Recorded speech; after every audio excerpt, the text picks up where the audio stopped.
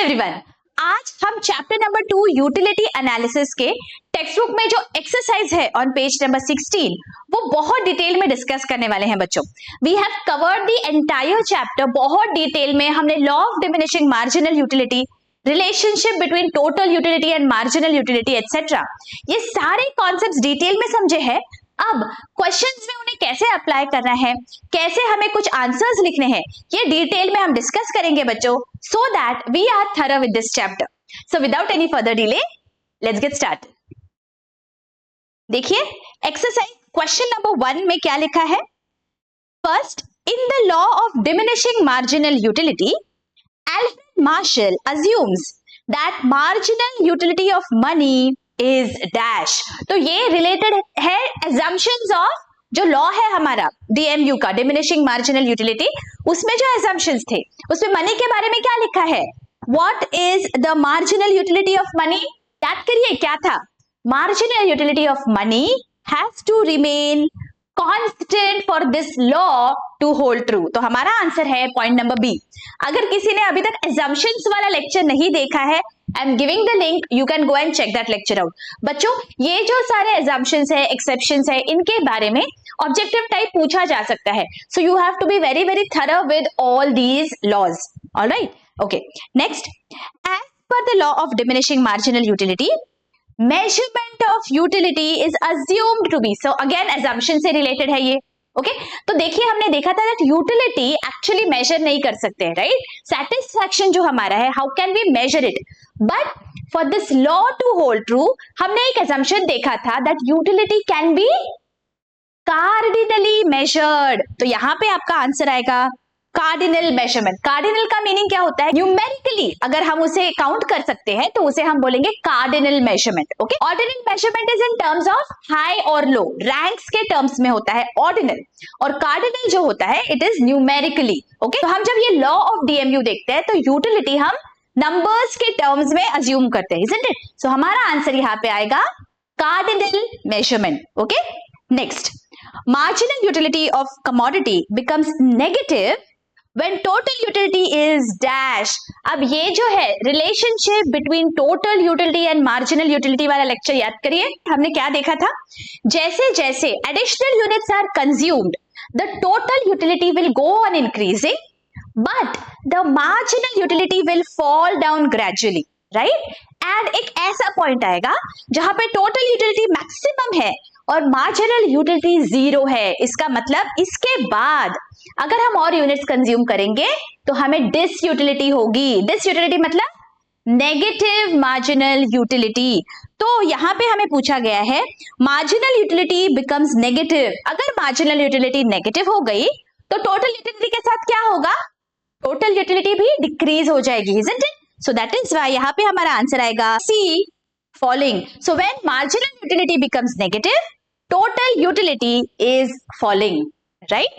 आगे, point of satiety means, point of satiety किसे कहते हैं, that एक ऐसा point आ जाता है जब we are consuming that at a point हमारा जो satisfaction है that is maximum, उसके बाद any additional unit will only cause disutility।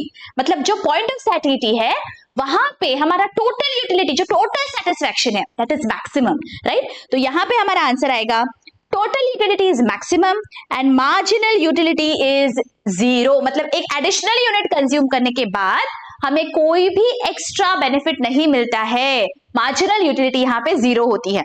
So point of satisfaction बहुत इंपॉर्टेंट है बच्चों, टोटल यूटिलिटी मैक्सिमम होगी and marginal utility is zero. So C is our answer here. Last, when marginal utility is falling, total utility is dashed। अब marginal utility जैसे जैसे हम consume करते हैं additional units, it keeps on falling gradually, isn't it?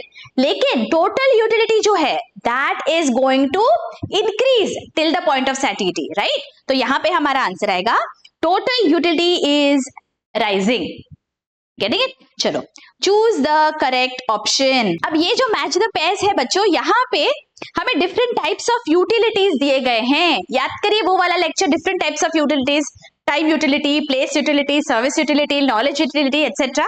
हाँ, वहां पे हमने जो देखा था वही यहाँ पे हमें कंसेप्ट यूज करना है। तो लेट अस सी, फर्स्ट वन, टाइम यूटिलिटी, मतलब किसी भी चीज की यूटिलिटी कब बढ़ जाती है, जब टाइम के वजह से करेक्ट टाइम पे अगर वो चीज हमें मिल गई तो उसकी यूटिलिटी बढ़ जाती है, तो उसे हम बोलते हैं टाइम यूटिलिटी। अब ये जो चार हमारे पास ऑप्शंस है बी कॉलम में, देखिए transport, blood bank, mobile phone and doctor, इनमें से राइट टाइम पे, टाइम ऑफ यूटिलाइजेशन से कौन सी चीज की यूटिलिटी बढ़ जाएगी? देखिए यहाँ पे जो ब्लड बैंक का ऑप्शन हमें दिया गया है, जब ब्लड की जरूरत होगी किसी को, that time this blood bank is very very important, तो उसकी यूटिलिटी बढ़ जाती है, इजंट इट? हमेशा तो नहीं रहेगी, लेकिन जब हमें जरूरत है दैट टाइम यूटिलिटी बढ़ जाती है। So the time is very very important here, so that is why time utility का ऑप्शन है answer B. Okay, second, place utility, अगर किसी भी चीज को हम एक जगह से दूसरी जगह लेके जाते हैं और वहां पे चेंज ऑफ प्लेस के वजह से उसकी यूटिलिटी बढ़ जाती है, तो हम उसे प्लेस यूटिलिटी कहते हैं। तो चेंज ऑफ प्लेस किसके वजह से होता है? चेंज ऑफ प्लेस होगा ट्रांसपोर्ट के वजह से, तो हमारा सेकेंड आंसर है point number A, correct. Third is service utility, अभी प्रोफेशनल जो सर्विस देते हैं उसकी वजह से जो हमें यूटिलिटी मिलती है, that is service utility, right. तो ये हमारा आंसर आएगा D, doctor. And fourth is knowledge utility, ये अभी बचा हुआ ऑप्शन है, that is mobile phone. Why mobile phones? Because अगर हमें कैसे यूज करना है मोबाइल फोन को, इसका नॉलेज होगा, then that phone will provide utility to us. As long as we know the various functions, it will provide utility to us, right? तो ये हमारे types of utility हो गए बच्चों। आई होप ये आपको समझ गया है। तो यहां हमारा आंसर आता है बी ए डी सी। कौन सा है? देखिए option B A D C, option number 2। Getting it? चलो next question. Statements indicating consumer equilibrium. अब this concept is related with marginal utility and price वाला लेक्चर याद करिए। If we are a rational consumer, तो जब तक हमारी marginal utility, जो सेटिस्फैक्शन हमें मिलने वाला है बिकॉज ऑफ अ कमोडिटी, वो जब तक हायर देन द प्राइस है, we are going to buy more of that commodity, right. लेकिन जब marginal utility and price become equal, उसे हम कहते हैं कंज्यूमर इक्विलिब्रियम। मतलब उसके बाद हमारी जो मार्जिनल यूटिलिटी है that is going to go down, so we will not purchase a product जिसकी marginal utility उसके प्राइस से कम है। तो consumer equilibrium कब आता है? जब marginal utility and price are the same। तो हमारा आंसर यहाँ पे आएगा marginal utility is equal to price, so answer number 4। Alright, now let us move to the next question। Question number 3, identify and explain the concepts. Okay, सिर्फ identify नहीं करना है, हमें कॉन्सेप्ट को एक्सप्लेन करना है ठीक तरीके से। First one, Salma purchase sweater for her father in winter season. Okay, तो स्वेटर कब परचेज किया है? विंटर सीजन में। यूटिलिटी तो है, लेकिन सीजन के वजह से यूटिलिटी बढ़ गई, तो इसे कौन सा कॉन्सेप्ट बोलेंगे हम? याद करिए, देखिए this is time utility. Correct time पे वो चीज हमें मिल गई जिसके वजह से उस चीज की यूटिलिटी बढ़ जाती है, तो दिस इज टाइम यूटिलिटी। तो इस तरह से हमें लिखना है concept time utility, and then we are going to give the explanation. तो वो किस तरह से है? Let us read. When utility of a commodity increases with a change in its time of utilization, it is called time utility. Because ये sweater है वो winter में यूजफुल है, right? So that is the link. क्या हुआ? इस time पे हमें स्वेटर मिला, सो दैट इज व्हाई उसकी जो यूटिलिटी है वो बढ़ गई। Time utility is also created by storing a good and making it available during the time of need or scarcity। ये हमने देखा था जब ये लेक्चर हमने पढ़ा था टाइम यूटिलिटी वाला, जब स्कैरसिटी है किसी चीज की, दैट टाइम उसकी यूटिलिटी बढ़ जाती है, correct. Hence, this illustration relates to the concept of time utility। और हमें फिर एक्सप्लेन करना है वापस। In this illustration, Salma purchased a sweater for her father at the time when it was needed. जब जरूरत थी विंटर में, तब वो स्वेटर खरीदा गया। इसका मतलब ये टाइम यूटिलिटी वाला कॉन्सेप्ट है। Is this clear? किस तरीके से आपको एक्सप्लेन करना है बच्चों?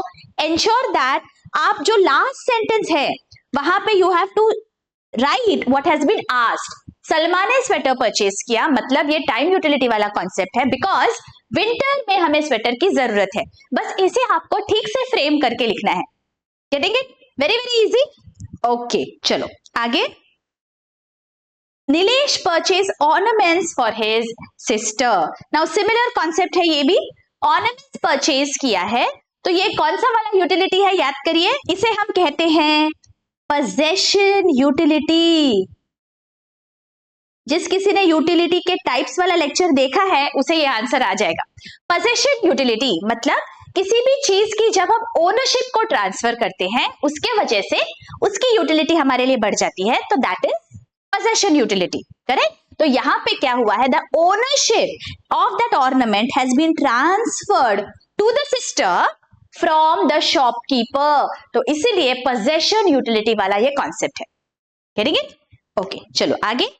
कविता consumed 5 units of oranges one after the other. See, one after the other. एक के बाद एक ऑरेंजेस खाए हैं, तो इसे क्या कहेंगे हम, ये जो कॉन्सेप्ट है ये हमने डिमिनिशिंग मार्जिनल यूटिलिटी में देखा था. This concept is known as continuity. देखिए किस तरीके से आपको लिखना है, continuity in consumption. Explanation, continuity is an assumption to the law of DMU. देखिए ये बहुत इंपॉर्टेंट एजम्पशन था दैट एक यूनिट आपने सुबह कंज्यूम किया, एक दोपहर में किया, एक रात में किया, तो this law will not hold true. It is important that आप जो यूनिट्स कंज्यूम कर रहे हो ये आप continuous one after the other इस तरीके से आप कंज्यूम करो. सो कंटिन्यूटी ये वाला एग्जांपल है कि कविता ने यहाँ पे एक के बाद एक ऑरेंजेस कंज्यूम किए हैं. So continuity is an assumption to the law of DMU. आपको ये डिमिनिशिंग मार्जिनल यूटिलिटी ऐसे प्रॉपर लिखना है, where it is assume that different units of a commodity are consumed in quick succession without any lapse of time. ये words बहुत important है. quick succession में without wasting any time आप जब consume करते हो, that is an important assumption to the law of DMU. और यहाँ पे कविता ने एक के बाद एक ऑरेंजेस कंज्यूम किए हैं, इसीलिए इसे हम बोलेंगे continuity in consumption. Getting it? चलो next. Bhushan refused to eat 5th chapati after eating 4 chapatis. 4 चपाती खाने के बाद उसने 5th चपाती को मना कर दिया, तो क्या हो रहा होगा, मे बी यहाँ पे भूषण हैज रीच द, क्या बोलेंगे हम, पॉइंट ऑफ सैटिटी. मतलब 4 चपाती खाने के बाद अगर वो 5th चपाती खाएगा तो उसे डिसयूटिलिटी हो जाएगी. सो हिज टोटल सेटिस्फैक्शन जो है that is maximum at 4 chapatis. तो जब हमारा पॉइंट ऑफ सैटिटी हम अचीव कर लेते हैं बच्चों, उसके बाद अगर हम एक्स्ट्रा यूनिट कंज्यूम करते हैं तो डिसयूटिलिटी हो जाएगी. So that is the reason यहाँ पे भूषण ने एक्स्ट्रा चपाती नहीं ली है. So now let us see how we are going to write it down. देखिए, point of satiety of a rational consumer, this is the concept here. Okay, now let us explain this. When various units of a commodity are consumed in quick succession, it leads to a decrease in the intensity of the want and increase in satisfaction, right? हमारी total utility बढ़ जाती है और हमारा जो intensity है वो want को satisfy करने का वो कम होते जाती है. At a particular point, consumers want gets fully satisfied and that point is called point of satiety, right? The point of satiety refers to a point when total utility is maximum and marginal utility is zero. बहुत ही important sentence है ये. okay? आपको objective type में पूछा जा सकता है, आपको ये आंसर्स में लिखने में ये बहुत ही इंपॉर्टेंट है पॉइंट, दैट टोटल यूटिलिटी जब मैक्सिमम है एंड मार्जिनल यूटिलिटी जब जीरो है, that is the point of satiety. और इसके बाद कोई भी rational consumer additional units consume नहीं करेगा because that will lead to disutility. After this point, any additional unit consumed would lead to disutility or negative marginal utility. Hence, this illustration where Bhushan does not want to have the 5th chapati is an example of point of satiety for a rational consumer. Okay? इस तरह से आपको explain करने के बाद conclude करना होता है लास्ट लाइन में, where you are going to again take that example and conclude properly. Okay? इस तरह से आप लिखोगे बच्चों तो बहुत ही अच्छे मार्क्स आपको एग्जाम में मिलेंगे. Okay? Ensure that आप इस तरह पॉइंट वाइज लिखेंगे, पैराग्राफ्स आपको नहीं लिखना है, and every point you are going to write very crisp and clear language में. All right? इस तरीके से लिखोगे, then the examiner will also be very impressed with your answers and you are definitely going to score very good marks in your board exams.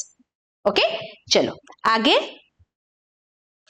Lalita satisfied her want of writing an essay by using pen and notebook. तो ये क्या हुआ? Want satisfying capacity is what?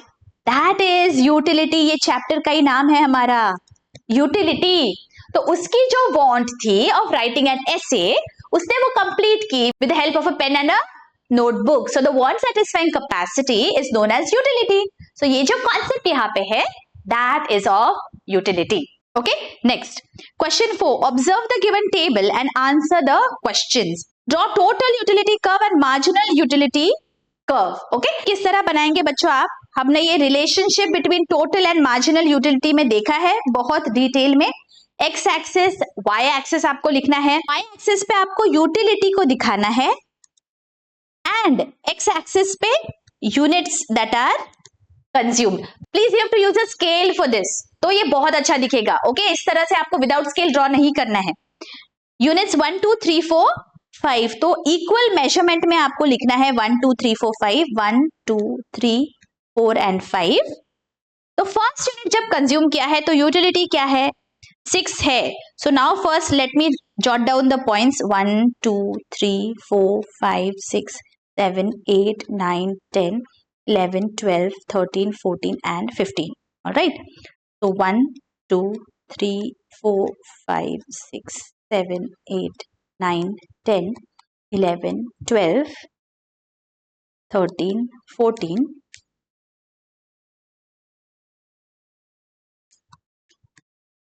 And 15. इस तरीके से आपको equally रखना है. ये जो डिस्टेंस है ये इक्वल होना चाहिए बच्चों. Alright, right now I don't have a scale with me, but properly आपका ये सब आना चाहिए. Now let us jot the points. First unit पे टोटल यूटिलिटी आपकी 6 है, तो यहां पे आपका फर्स्ट पॉइंट आएगा 6 और 1. सो this is your first point. Okay, next क्या है? सेकेंड यूनिट पे 11 इज द टोटल यूटिलिटी. सो 11 आपको डॉटेड लाइन बनाना है या with the help of a scale आप बस यहां पे जॉट कर लीजिए. This is 2. Okay, so this. Next is 3 पे 15 है.